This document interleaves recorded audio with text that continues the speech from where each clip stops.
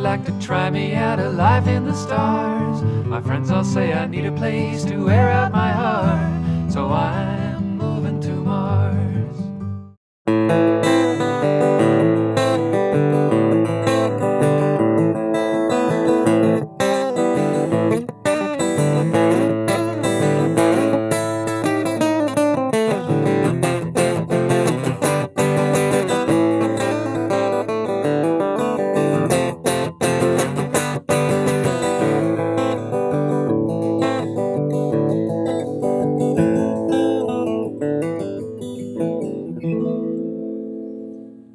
Welcome to Artist Connection. I'm Kevin Fagan, and today we're going to talk about how to climb inside a performance. Some people like to just deliver their music self-contained from where they are behind the mic. Others really want to create a cycle with the crowd, going out, coming back, to feel the energy. We're going to talk to 3 different artists about how they approach this, and then we'll come back with some answers at the end. Kevin Radley is a multi-instrumentalist based in Vallejo, California. He's released 1 CD. Kevin plays at clubs, bars, and open mics in the East Bay and Northern California. Hey, Kevin, great to have you here. Yeah, it's good to be here. So tell me how you get to the heart of a performance, because you've got a few different approaches you like to bring to the stage. Oh, well, that's a big question. It is. It's a long one. Well, it starts kind of in writing the tunes. That's the private part. But then there's a moment when the song starts to come together, you realize it's something you're going to go and play live. Right. And so that becomes a big motivator. That's what you want to bring with you, right? So Yes. when you're in front of the mic then, Yeah. and you've crafted your song, how do you make that thing come to life in a way that matters for you? Wow, that's the soul of any song. Yeah. I mean, you're in contact with the audience. You're in contact with the song first, and the song becomes a message to the audience, or a presence, or a moment. And that could be a private moment, where it's introspective, or it can be a very public kind of song where everybody's really moving through it. And so, that I think in those terms about how I want to deliver the song. Almost when it starts to solidify as a song, then it's almost like, how do I bring this as a performance? Because you really immerse in your performance, because you're kind of a quiet-spoken guy with a few jokes, and then when you get in front of a mic, you become a different kind of thing. You become a Tom Waits, a growly deliverer. How do you climb into that in a way that bounces off with the audience, or do you bounce off the audience? I do. Well, I do. Though usually that comes on later on in the set. But in the beginning, I guess I'm there to do some work, and that's to be, engaging the audience and setting the tone for how I want them to see the music, because they're listening to words, and like I said, they sort of create their own meaning in it. It might not be my meaning. It's like a painting, it's sort of like that's the meaning of the artist, but then the audience has their own interpretation of that. And so I want to activate that. And I think for me, it's like, it's a contract. I think an artist really has, and that's not about entertaining them, but it is giving them a sense. It's like nature. It's sort of like this presence that they can react to. See, that's an interesting point, because some people approach a performance as being an entertainer. You want to get the people laughing and reacting or crying or something. And then some people come at it from a pure artist standpoint. Some people even keep their backs to the audience as they're singing. Sure. Where do you fall on that spectrum? Is it you as a musician presenting your thing and then they react, or are you trying to really reach each person in the room? Well, sometimes I want to reach to individuals. There's a certain selective point in the song where you may look at somebody, to contact them. It's a great old public speaking trick of looking at the audience and sort of addressing them directly. Yeah. But a lot of the time, you're focused just on being the engine of the song, and that the engine of the song is, that's what's propelling the audience. That's the moment they're there, they came to see you. And so whether they know you or don't know you, if they don't know you, it's even better because you have more liberties. You can You can take, it's a wider band. The audience that knows you can have a lot, it's more casual, a lot more fun, and sometimes a living room kind of thing. Yeah. But, I only play small clubs, so I don't know.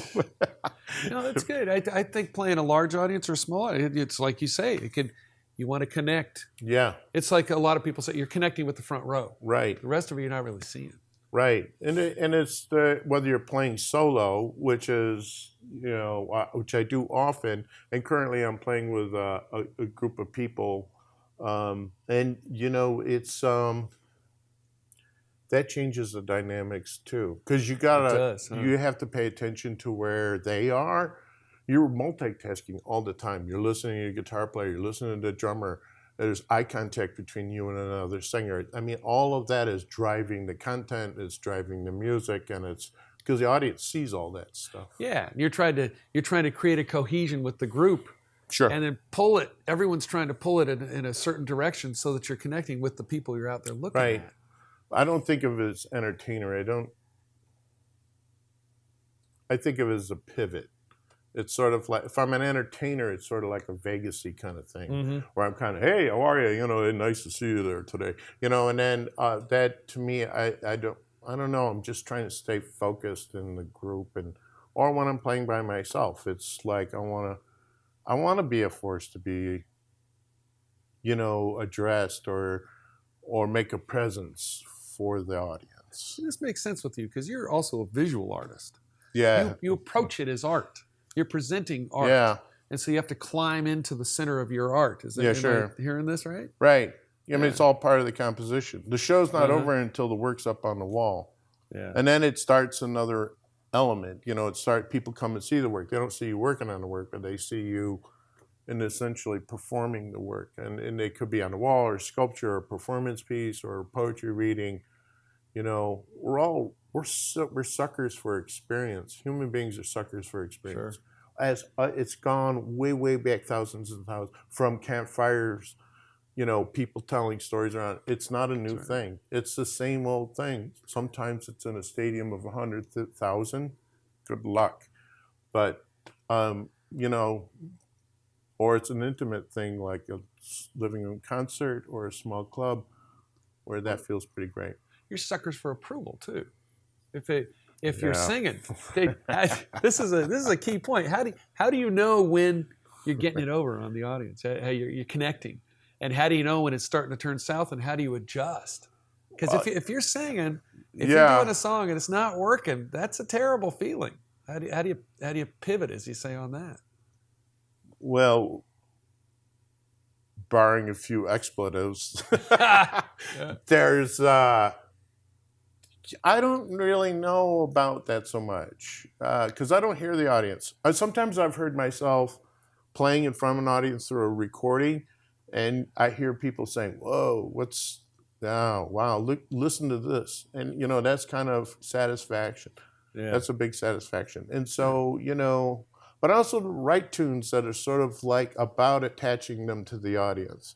So, there's waltz beats, there's country, there's blues, there's all these formats and tones that the audience is already built in to receive in some ways. Yeah, and I've noticed when you perform, you're fully consumed, but you can tell you're listening, you're seeing a bit of it. Yeah, trying. Yeah, especially when they start cheering, because you get some good reactions from the crowds. I've never seen you bomb, where people start booing or disconnecting. Yeah. Well, but is there a moment during a performance when you can tell you really got them? Yeah, there are moments where the audience and the music fold together. Yeah. It really becomes. We saw a lot of that in the '60s, where the audience and the music fell together. That's why the Grateful Dead were who they were in many ways. In my own experience too, it's there's a commotion in the crowd that you just pick up on, and and you can't invent it. It's something they're inventing. They're inventing the feeling. I'm presenting the feeling, but they're inventing it. They're the ones that will go, "Whoa, I like what's going on here." Well, you're opening a door. Sure. And asking them to come in, and then you're going out to them as well. You're like a door doors of perception or the lens. You know, you're kind of a lens where you're focusing all that stuff into the same room. But I don't want to pay too much attention to it because, you know, being a victim of ADD, you can get distracted by many, many things, you know. Sure. If you're looking at someone and people are really reacting, you can almost get lost in that, miss a beat, forget a lyric. Yeah. So you need to stay focused, right? Yeah, I do. And then sometimes it's beyond my ability, and I'm just going to, you know, I'm going to stumble my way through it anyways and try to make it work and try to be as good as I can. I can't be perfect. It's not my nature. No, that's one of your charms. Yeah, failure is always charming. Absolutely. Well, you love performing your own stuff best. What about covers? How do you bring a good performance to a cover when it's almost like you're presenting a performance in the way that you described earlier in a Vegas thing? Yeah. Or do you climb? Tell me what you do. Well, that's a legacy that's huge. It's hard to do cover. I like doing covers, but I'm very selective about doing them and how I do them. Yeah. You know, I don't want to be. I can't crawl in the skin of another artist. I can't do that. It's like a painter being another painter. Mm-hmm. It's sort of like that. You can't do that, or a sculptor, whatever, or an author trying to be like another author. You can be in a genre that has a familiarity to it, but you know. So I try to bring a kind of sense of my own take on it. Like I do a version of Midnight Rambler on cigar box guitar. Absolutely. It's wonderful. Thank you. Yeah. And, you know, you just try to figure out what is my take on this. And sometimes you don't know. It's daydreaming that gets you there a lot of times. You know, like Midnight Rambler, I just sort of heard that bits and pieces while playing a cigar box one night that this led to Midnight Rambler. Or, you know, it's in the tone of it, and it's also, the guitar itself is very swampy, and it's very country and holler-like. So, and I think that song has that kind of element. You really make it your own, though, because I know some performers feel that to really do a good cover, they have to sound as close to the record as possible, even to the, you know, the oohs and ahs. But that doesn't seem like that's your style. No. One, I can't do it. I just, you know, I'm a miserable failure at it. No, you know, so you're your find own out. Person. You're right, and you know, you're driven by the idea of the song. Again, the meaning of the song. Suddenly, the song for me takes on. So I'm going to reproject that out to the audience in a different way. You kind of adopt it to be your own. You incorporate. You put it into the Kevin Radley mixer.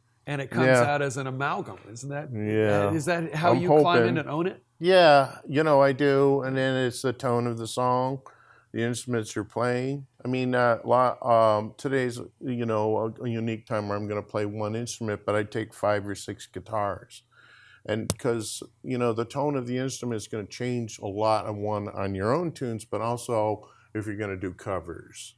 Okay, what if you suddenly you're at a gig and suddenly someone calls you up to the stage and hands you a guitar? It's not one you've ever played before. You have to adapt into that because you want your things to be very specific as you're doing your performance. But suddenly you got to just make it up. How do you? Well, they better be careful what guitar they hand me because it may walk. You know, sure.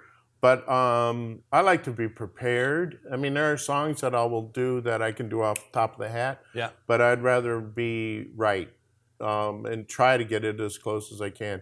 And I've, you know, oddly enough, other instruments like harp, I'll play harp, and I can pretty much, you know, spontaneously jump on a line in the songs. They're not complicated songs.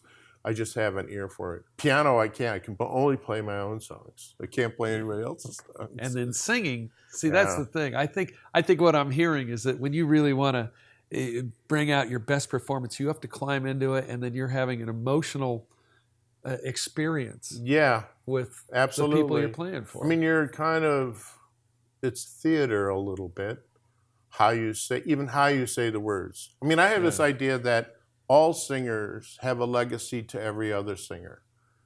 I mean, you're singing like Bob Dylan, or you're singing like, you know, sometimes the comparisons are a little bit disarming. Like I get Tom Waits a lot. That's okay. Yeah. I don't mind it, but it's not really if you listen to Tom Waits, I won't mimic him, but it's, it's another kind of thing. And so, I don't know.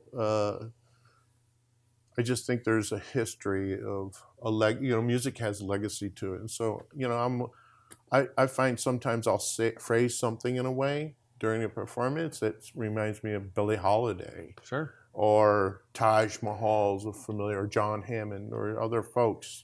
That's in your blood. That's what you listen to. Well, you're about serious art, not just putting on a show. You're not just Well, I don't. God, I hope $50 an hour guy.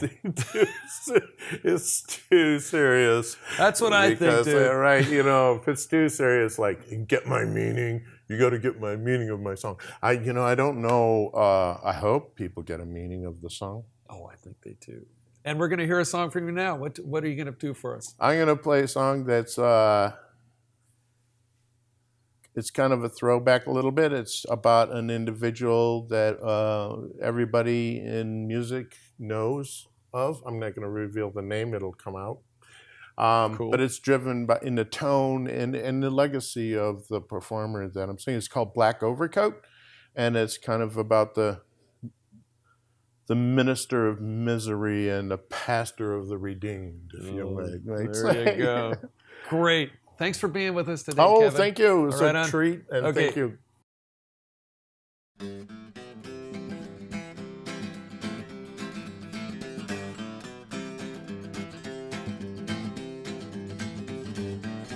I'm drunk, I'm dirty, and I can't be changed. I'm worried, I'm tired, and I'm feeling rearranged. And I'm looking for a picture that can't be changed. And I'm looking for a love that can't find a name. Oh, rescue me from this emptiness inside. Rescue me, and fill me up with your light. Rescue me, oh Lordy, oh rescue me. Oh Lordy, oh rescue me. Well, I'm looking for salvation, and I find an empty seat. And I'm looking for redemption to wash over me. It's a foolish endeavor to find peace, love, and hope. Instead, I find a man in a black overcoat who rescues me from this ungodly pain. Rescue me, as I shout out his name. Rescue me, and I say his name in a flash. Rescue me, and I'm shouting out Johnny Cash. Oh, rescue me from this ungodly pain. Rescue me, as I shout out his name. Rescue me, oh Lordy, oh rescue me. Oh Lordy, oh rescue me. Well, some of us are full-time sinners, others part-time saints. And in the end, no matter what you ain't, we're all together, and I'm no man of hope. And thanks to the man in the black overcoat who rescues me from this ungodly pain. Rescue me, as I shout it out again. Rescue me, I'm gonna say his name in a flash. Rescue me, and I'm shouting out love to you, Johnny Cash. Kat Austin is based in Davis, California. She sings opera and plays guitar with Crow's Nest and the Golden Cadillacs, who are currently performing in the Bay Area and Central California. They've recorded several CDs, and their music appears on Bandcamp and SoundCloud. Hi, Kat. Thanks for coming today. Sure. So you perform in several different styles, which kind of creates an opportunity to connect with your audience in different ways. How do you connect, say, in a folk way with your audience when you're trying to put on a performance that creates an interaction? Well, you first have to understand what audience you're performing for. Specifically in the folk setting, why are they there? If you're at a winery, most of the time they're there to have a good time. They're here to listen to music and be entertained. Yeah. So if you're performing for a kind of a folk-like audience, you have to be entertaining. You have to, smile, engage them, get them to actually get really invested in your performance and be interested in your music, even if you're not worried so much about it being perfect as just being a good show. Yeah. How do you do that in yourself because you're a professionally or classically trained kind of musician, so you know how to bring exactly the right notes. How do you do it so it's not robotic, so that you're really creating an emotional bond? Where do you go to in yourself to do that? I actually return to the song every time, what I'm singing about. I tend to gravitate a little bit more towards kind of the sad, emotional pieces, just because the classical lends a little bit easier to that than the rock hard kind of pieces. Yeah. And so I listen to the words. If this person's really upset, I try to get people to feel the emotion of the song. So I'll try and make them sad. I'll try to make them be committed. And if I'm singing a story song, make them want to hear the end of it, what happens. Does it work if you don't see tears? It works. You can usually tell by people's expressions, by the sound in the room. If you do a good job, most people stop what they're doing and they pay attention. And that's sometimes what you have to do in a folk-like setting when people are enjoying themselves and talking to each other. Then they'll get silent, and Well, what do you do if you got a real vein opener and you're trying to really pull across a sad feeling, and people are talking and clanking and yelling to each other at another table? Mm-hmm. How do you maintain your focus when it's not pulling off? It's really difficult in that kind of situation, but I personally just kind of plow through. I stay true to the song. I do the emotion. Sometimes I even get quieter when that happens, and the people that actually want to hear stop talking and they get quieter, and then sometimes people around them get the hint, and then they go, oh, there's been a change in the room, maybe I should see what's happened, and then they pay attention. But that's a school teacher trick. You talk really quietly, the little kids start shutting up. Yeah, exactly. Now, for the opera that you do, talk a little bit about how you prepare and then how you deliver a good opera performance that's going to connect with people. Opera is really fun because it has so many different aspects of it. The very first thing you do is your music inside and out. You have to know what you're saying if you're speaking in a different language, every single word, because it changes. You can't just know the vibe. You have to know each specific word, and then you have to get inside your character. And when you have all of that preparation work done, then you can go out and know that it's so ingrained inside you that you're not going to mess up and you're not worrying about the actual music. And then you can start playing with the other characters on stage and playing with your audience. You can act up the funny bits, and you can be a little sadder on the sad bits, and people, for the most part, go along with you. If you do your acting, they know what's going on, even if they don't understand you. When you're doing something classically, your audience they know what they're listening to. Mm-hmm. And if you change up too much on the notes, can you see disapproval in their faces, or how do you adjust it so that they accept this? To a certain degree, things are happening so quickly that I'm not judging whether they know if I messed up or not. I'm just worrying about making up for it by continuing and being even better. It's kind of, you get a bump in the road and you keep going, and you hope that everything else after that is such smooth sailing that you almost forget about that bump. Yeah, you can't let it hang you up. Mm-mm. So when you're singing in Italian, you know what you're singing in Italian. Mm-hmm. You're not just doing a rote recitation with no meaning. No, it completely changes. If you tell someone, don't hide over there, and you don't know what you're saying, then you can say, don't hide over there, and it doesn't mean anything. Or you can say, don't hide over there, and then people actually get the emotion of what you're actually saying without you speaking in English. So it sounds like you're no matter what the genre is, you're climbing inside the meaning of the song, and then delivering it out to that. How important is it for you to get back from the crowd what you're putting out? What's more important, what you're putting out or what they're giving back? Usually they actually go hand in hand. What you get back is roughly directly proportional to what you give out. Occasionally you do get a dud audience that just goes over their head, or they don't understand. But for the most part, if you're doing your job correctly and you have a nice typically receptive audience. You'll get laughs when it's supposed to be funny. Yeah. You'll get, gasps when it's supposed to do that. And so for the most part, you can tell exactly how well you're doing based off of how people get invested in it. Yeah. And you can't let yourself get too distracted paying attention to that. Otherwise, you're going to miss a beat. You're going to miss your lyric. Mm-hmm. So do you consider yourself more of a musician or a performer? Probably a musician in all things. Yeah.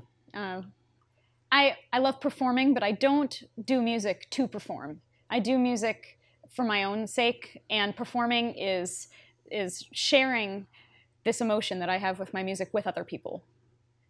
It's kind of bringing them into what I feel in my own head and showing them why this is great, especially in the opera. A lot of people don't think of opera as something that they would like to do on a fun afternoon, and so you have to tell them, look, Mozart is really funny because he wrote a piece about this, and this is really hilarious, and this is the words that he's saying, or this is particularly beautiful for these reasons, and that's a really fun moment when you can touch somebody that doesn't necessarily see those kind of things that you do in that music, and so you're just a vessel for what has come before you. Now, for doing something like folk or folk rock, which is a little more free form, how important was it to you to have the classical training in the children's choir when you were young, to be able to emote what you needed to emote in that genre of music? Because it's like Simon and Garfunkel, it's Phil Oakes, it's a little more free form than something as rigid as Mozart. How do you marry the classical training with the need to be looser? It's a little challenging. It's something I'm still working on. I have in my duo, I play music in Crow's Nest with my boyfriend, and he's always telling me to be a little bit looser. It's not quite so rigid as my classical, but the singing training that I got in the classical world really helps me to sing for hours, and I don't have to worry about getting hoarse or getting tired, and it really helps my quality of sound. I don't need a microphone a lot of the time because I can change the tone of my voice to cut through a loud crowd, which is really helpful, and I can blend with other people, which helps with the harmony singing. And the children's choir aspect actually helps with the discipline, because takes a certain amount of willpower to start a song, and no matter what's going on, once you start that song, you're on the train and it's going. And if anything happens, it's up to you to keep going and to try and salvage what you can. You can't just stop and say, no, retake, let's do that again. You actually have to keep going. And the classical training really helped with that, with the whole poker face, as you will. So people that is good. Don't know what's happened. You've succeeded if your audience does not know that you've messed up. Yeah, generally you just have to plow right through it. And reset. So the discipline, it's a discipline thing. And then for feeling the performance, do you practice a lot in your living room to try to feel it more? Because there can be a classical way of singing where you're like that, and as opposed to letting down. Do you let yourself get sad while you're singing, or are you always thinking of it as a professional performance? It depends. I can't let myself get too sad. I do have a couple of pieces, for some reason, that really affect me in a very strong way, and I can't let that happen too much. There always must be a little bit of a distance, because it will affect you if you let the emotion get too much in the way. You'll get choked up, you might start crying. Have you ever cried while you were performing? Almost. I almost did. And I stopped myself immediately, because it changes the way that I sound when I sing, and I always try to put across a good tone at all times. And you kind of reset in your head. You didn't stop the song. No, I backed up emotionally from what I was singing, and I tried to think about something else. And luckily I knew the piece well enough that I could keep going without necessarily thinking about it. And, did the audience pick up on this? I think they got my emotional investment to it, but I don't know if they knew how invested I had gotten, and I don't think they noticed when I backed up.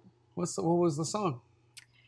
I'm trying to remember, actually. It was... You're remembering the feeling as much as anything, aren't you? I remembered the feeling, and the song actually not so much. I actually don't remember what the song No, was. I can understand that. Yeah, because performing really is a very emotional immersion into what you're doing, and I find it very interesting that you're such a pro, classically trained, that the emotional immersion is a parallel track to what you're doing. Because some people will just purely emotionally put something out, but you're a pro. I try to be. Yeah. But it's hard to do those things separately. They do connect at some point, but you can't have one without the other. And so, even in the classical world, you have to have your technique down before you can put the emotion onto it, because the emotion will just make the technique go out the window. And so you have to make sure that you're doing one before you can add the other one on top of it. Say you got a kid. Do you have kids that are technically perfect, but they just can't pull off sadness or ebullience or anything else that informs a song? Does that happen? I haven't, because I do work with a lot of different people. The technique, I work with mostly beginners, so nobody has a perfect technique. But there are some people that I have to tell them about the emotion. It's like, okay, so now we've worked on this segment enough times that you're singing it well, but now the extra step is I need you to actually put in the motion of this, what's happening. And I get a lot of people that want to do folk music, and I use songs like House of the Rising Sun, which is a nice, easy one for newcomers. And that one is kind of a tricky one for people who don't do emotion, to put emotion into it. How do you put the emotion into something like the House of the Rising Sun that doesn't necessarily have very much emotion in the lyrics? You almost have to read between the lines and do a little bit of digging to find what the emotion is. You have to understand it's about a hooker who has a terrible life. Exactly. Then you climb into that. Yeah. So what I'm hearing is that you need to really build the structure of your ability to be technically as good as you can get it, and then you add in the sugar, the emotion. Exactly. And that's how you're going to be able to give a good performance for you. Yeah, but the emotion always has to be there. You can't just have the technique over here and the emotion over here. You have the emotion, you put the technique, and then you put it on. It's almost like a sandwich, if you will. Beautiful. Well, tell us a little bit about this song you're going to do for us today. So this one is a really beautiful piece that I really enjoy, called Parting Glass. It's done many different ways by a bunch of different musicians. And it's kind of a traditional Irish blessing. And I'm traveling to Ireland next week for the first time to learn a little bit more about Celtic music, so I thought it would be particularly fitting to try it out before I take it overseas. They're going to love you over there. Thanks for being with us today. Thank you for having me. All righty.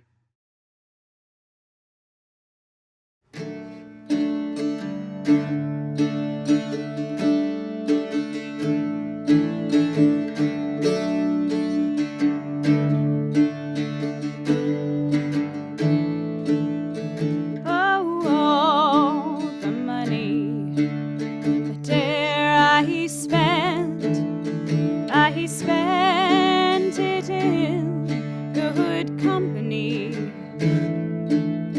and all the harm dare I've done, alas, it was to none but me, and all I've done for want of wit to memory now I can't recall.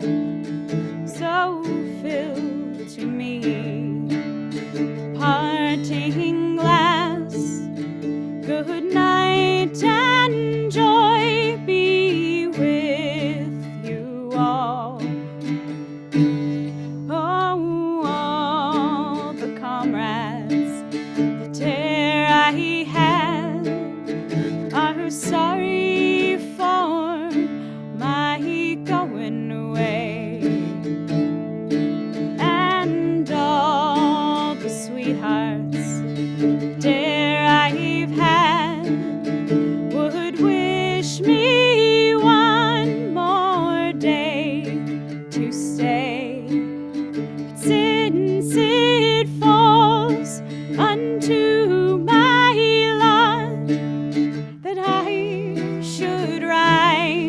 and you should not. I'll gently rise and I'll softly call. Good night and joy be with you all. Good night and joy be with you all.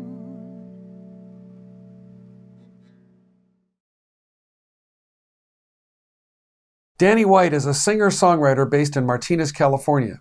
He's featured on 3 CDs by the Hopeful Romantics, and he currently plays with the Dangelique and Twang Dang Doodle country bands. He plays at various venues throughout the Bay Area. Thanks for being here, Danny. Thank you for inviting me. Well, how do you climb into a performance? Because you've got a very distinctive style on stage. Yes, when I'm performing, there's a lot of things that go into it to get ready for it. But depends on the instrument I'm playing. Will determine how I'm actually going to attack it. If I'm playing the harmonica, well, then I pretty much just get up there and kind of close my eyes. You do. And get away from everybody that's there. You know, just listen to the music, absorb myself in it. If I'm playing guitar, I have to keep my eyes open a lot more because, truthfully, it's a lot more work for me on guitar. And I have to make sure that I'm following everybody else, you know, playing upside down as I do. I have to translate everything in my head that everybody else is doing. So sometimes, you know, it requires me to look at the guys I'm playing with a lot more. Yeah, because you're a lefty. Correct. Yeah, but I'm lefty, but I play string. strung upside down. I play with the bass on the bottom. That's really unusual. But now when you're playing and you're looking out at the audience, you have a different way of responding to that. How much do you want to see the faces when you're playing? Well, I try to avoid looking at people directly a lot of times just because of the distractions of it. So you look over the top of their head. Something actually I learned in stage and theater when I was taking classes in that you look in the general direction of the audience, but you're not really looking at the individuals. I find that if you look at people, sometimes it's a more of a distraction because somebody's like, hey, I'm here, you know. I want you to remember that I'm here, and you do that, and whoops. Well, you want to feel you do want to feel an emotion coming back at you from the crowd, right? Oh yeah, for sure. I try to play with the emotion that I project, given enough of contact with an individual that people say, oh yeah, he does recognize we're here, but at the same time not concentrating so much on an individual that I lose track of what I'm doing. What are you getting back? What do you need from the audience to help fuel you? A sound? A smile. Really? Yeah. Yeah, you know, if you see people that are enjoying it, you see people tapping their feet, you see people that are singing along to the words, it's a good rush. I just don't like to see them clapping. Oh, really? Yeah. You know? I've seen them cheering. Hell, I've cheered when you've been playing, because when you get really ripping, you almost go into a Clapton phase where your eyes are closed. You're so intent on your harmonica, and it creates a bit of a storm going out and coming back. Can you feel it going out and coming back, or is that important? When I'm playing, I close my eyes. I'm locking into the music that's being played, what I'm playing, and I can hear everything that's going on out there. And the more that people get into it, the more of a rush it is. So it really helps drive that sound. Does it sometimes feel like you're hopping on a mutual train? You're going together like this? When everybody's linked in together? Mm-hmm. Oh, yeah, definitely. You get that magic that happens. A live performance is one of those things where every performance is different. So the way that we play music. most stuff is not orchestrated out. It's usually, we do a lot of impromptu. I've been accused of being a jam band many times, but Nothing wrong with that. But you're making the music in that moment, and it might not ever happen again. But at that moment, it's a lot of times it's the best thing you've ever heard in your life. Absolutely, and there's a different way of hooking into that train, because you do stomping blues, and you do some really tender folk music. Right. Talk to me about the difference between those two genres. Well, with the blues stuff, I'm mostly playing a harmonica, right? Because that's been my forte for many years, and in conjunction with my bandmates, we lock into one another. Like say with the harmonica, it's an instrument I really don't even have to think about when I'm playing. I can just do whatever I want. It's going to work out in most cases, right? Yeah, you get every sound you can out of that. It's wonderful. Yeah, so with that, I can really just concentrate, working on just playing a song, making it work, with the guitar player and the rhythm section. When we're doing the folk music, I put a lot more time into trying to get the sweet voice, or in the case of some of the darker tunes, I go for that low end rumble, that I end up having a really swampy feel to. Yeah, you do dark, and that, where do you go into in your own self when you're doing a dark song, like the kid who was killed in Martinez? That's a wonderful Bean. song. Yeah. And how do you go just deep enough so that you're emoting, but you're not subsuming so much that you're too depressed to sing? Where do you find the balance in it? Well, that's the beauty of playing. I never get depressed when I'm playing music. Even if it's a sad song? Even if it's a sad song. I mean, I've had tears in my eyes from singing. Yeah. And I feel sadness, but not depression, because depression, I don't feel when I'm playing music that I can be depressed, because I actually have a release for the things that are going on inside my head. It's usually, in fact, in songwriting, when I'm sad, usually when I write my best tunes. Sure, a lot of folks. And I know that's the way with a lot of people. It's harder to write a happy song than it is to write something it really that's sad. Yeah. So why is that? What is that? The emotion that you have in. I mean, you can be happy, happy, joy, joy, right? And people bobbing their heads along with it. But if you write something that's sad, and when you perform it, you make sure people know it's a sad song, then I think the crowds almost get to the point where you have those people say, "Oh my God, that song is so sad, and I thought I was going to slash my wrist." Right?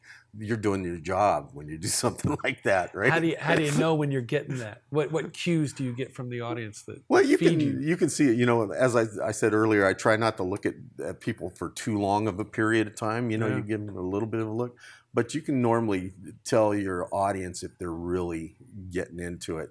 And some songs like we've done. Johnny Lee Miller. Yeah. That tune, based on the story of a man who used to brutalize his wife and beat her up and torture her until she got her revenge on him. Oh, it's dark as can be. Sure. Exactly. Yeah. But every time I ever perform that, you can watch the people actually singing along with it after a while. And then after it's over, many times people just come up and said, "Oh my God, that song was just, a great story, and I really got into it." Sure. So, I mean, you've done your job. Right. Exactly. Now, if you're going to do that, and then you have to pivot to a happy song, because delivering a happy song is a whole different way of approaching a performance. Yeah, for sure. But how do you switch gears, and do you have to think happy thoughts, or what? What do you do? Yeah, well, a lot of it comes just within the musical change. If you find a lot of the sad songs, usually minor key type things, right? Yep. And as soon as you switch to that major, automatically it lightens up greatly. We have songs that you go from majors to minors in, Yeah. or minors to majors, and the whole mood of the song can shift Within the song. right? Yeah. And the listener, a lot of times, just hearing that shift in tonality will change their whole attitude about it. And so it cycles out and back. Right. Yeah. And you're such a tremendous instrumentalist. I would imagine that your own relationship with the feel of the instrument when you're shaping the different chords and feeling them resonate against your own body, does that also change the way you feel as you're delivering your song? Well, as an instrumentalist, a lot of times you can take a single note and make that note, just spew with emotion. Like in the case where you're doing the whole minor thing, just you see some of the greatest players that are around, like Mr. B.B. King, right? He would play a note and hold that one note for a couple of seconds, and people just go crazy, scream over it. Because he's infusing he's lost in the moment. Right. And that little bit of vibrato transmitting right from him, his whole body right through that finger. And you can hear it coming out, just like little quivering. It's a one note, but that note's shaken. And people hear it and they can identify with it. And then you can have these guys that play a flurry of notes and there's no soul to them at all. No, the super fast, metal guys. There's plenty of guys that play really well and do the fast thing. But typically you'll find that it seems that there's just not quite as much emotion in it. I'm not taking anything away from a guy that plays fast. I don't want to be disrespectful either. But the same with singing. You can hear people who put 10 right. notes in. When you got all of your vocal gymnasts. They're doing all this stuff all over the place, and some people like it just because, oh wow, listen, they're hitting all these notes. But then you can get somebody that just sings a song straightforward, a pure melody without all this warbling and craziness. Well, that's you. When I hear you sing, I believe it.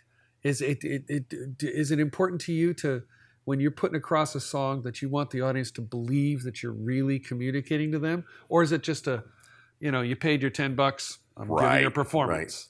Right. And I definitely don't feel any kind of connection to that. Whenever I perform, I almost invariably, I want people to be there because they're enjoying what I'm doing, not because they paid their money and they got to sit through something that somebody is just throwing at them so they can walk back home, with a pocket full of cash. Every time I approach a song, I want to try to make it mine and tell the story through myself. And that goes for your own stuff as well as covers too, right? Oh yeah. Do you feel you have to do a note for note cover? It doesn't sound like it. You're not a note for note cover. No, I'm not guy, a note for note guy. That's for sure. If I wanted to hear note for note, I would just go get the record that was original. I much prefer to do my own interpretation of a song. And over the last few years, actually, I'm doing a lot more covers. When I first started playing, I only did originals. Yeah. And so coming into the cover thing has been something that's only been over the last, 10 years or so that I started doing more. And there's plenty of great songs out there to cover. But you immerse into them and make them kind of your own, so you can deliver them. I take them and do my own thing with them.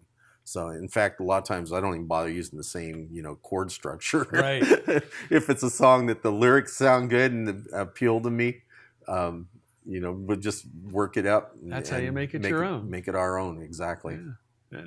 So, what's the song you're going to do for us today, Dave? The song I'm going to do today is called Colder in Your Heart. Yeah. I was going to do another song for you, but I broke 3 strings on my guitar. I know.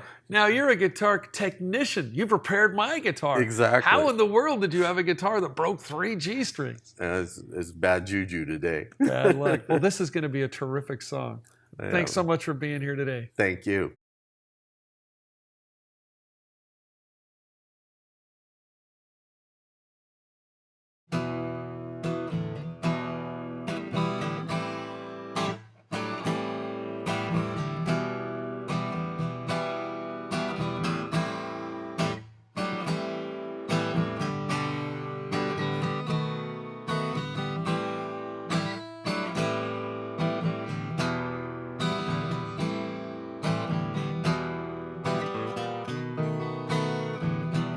Woke up this morning, turned on the radio. Weatherman said it's 40 below. Everyone bundle up just like an Eskimo. But I believe it's colder in your heart. You took the love I gave to you, broke my heart, tore it in two. Then you laughed when you said that we were through. That's how I know it's colder in your heart. One of these days you're gonna realize. Look for me, want to apologize. You won't find me, 'cause baby, I'll be gone. You can rest assured that I won't be alone. House is empty, everything is gone. Taxi's waiting, time to move along. Come tomorrow, I'll be somewhere warm and I'll escape the coldness in your heart. One of these days you're gonna realize. Look for me, want to apologize. You won't find me, 'cause baby, I'll be gone. You can rest assured that I won't be alone. House is empty, everything is gone. Taxi's waiting, he's blowing his horn. Come tomorrow, I'll be somewhere warm and I'll escape the coldness in your heart.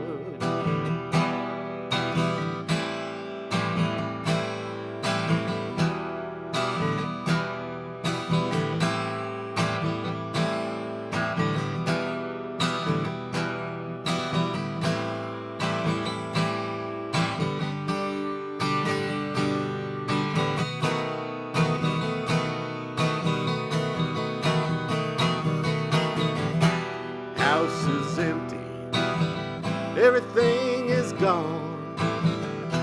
Taxi's waiting, he's blowing his horn. Come tomorrow, I'll be somewhere warm and I'll escape the coldness in your heart. I'll escape the coldness in your heart. I'll escape the coldness in your heart. I'll escape the coldness in your heart.